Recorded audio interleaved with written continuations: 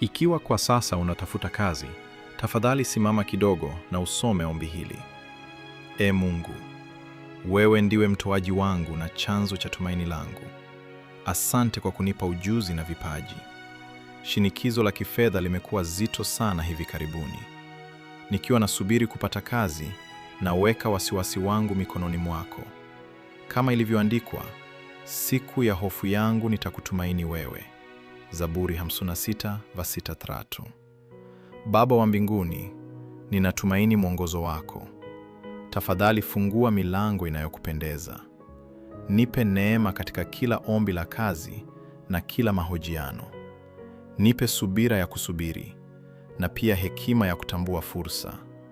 Ninaamini kuwa umeniandalia yaliyo bora zaidi. Ninamkabidhi kabisa mustakabali wangu kwako. Katika jina la Yesu Kristo, amina. Ikiwa ombi hili linakutia moyo, tafadhali sema amina kwa imani na ulisambaze kwa wengine wanaotafuta kazi.